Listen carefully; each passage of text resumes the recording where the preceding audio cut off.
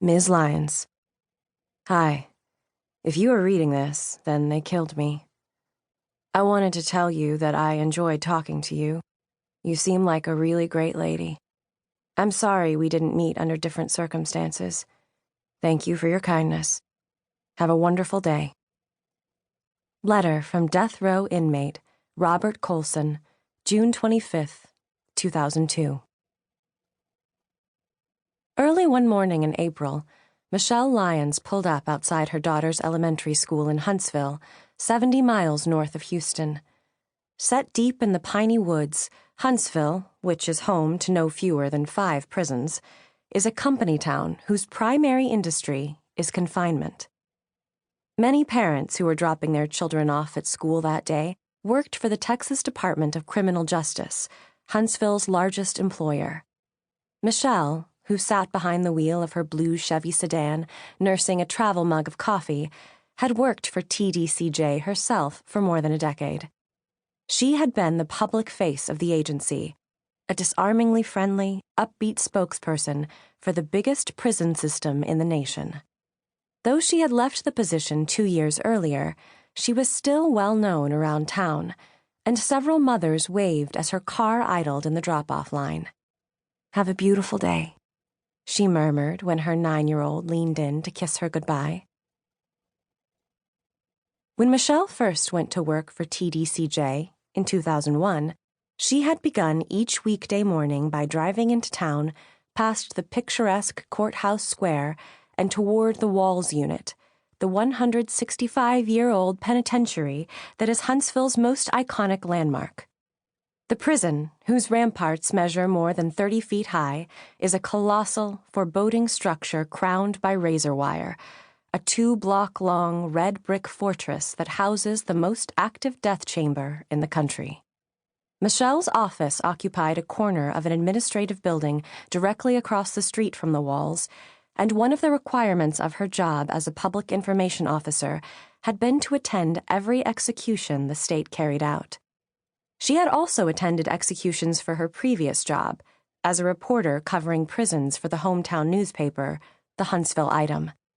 Michelle spent many evenings, hundreds in fact, standing shoulder to shoulder with witnesses in a cramped room that afforded a view of the death chamber, where she watched as men, and 2 women, were injected with a 3-drug cocktail that stopped their hearts.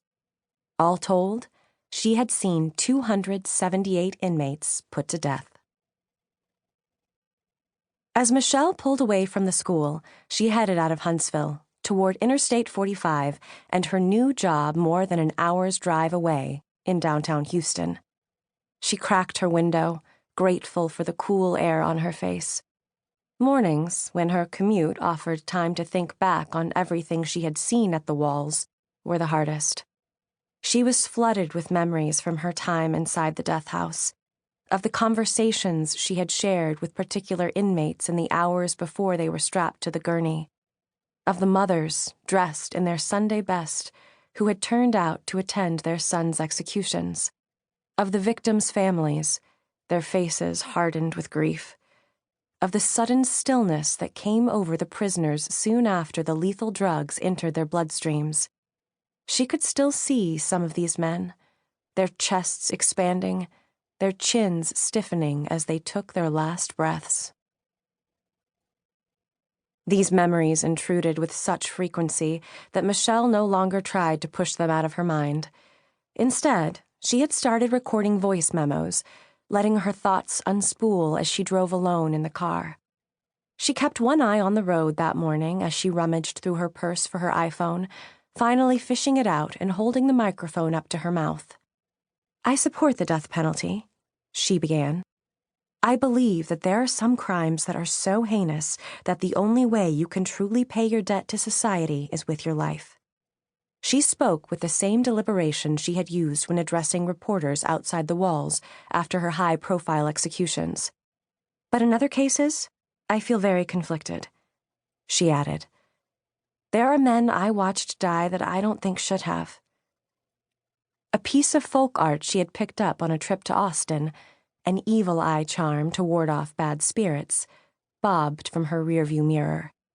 I thought being away from the prison system would make me think about it less, but it's been quite the opposite," she continued.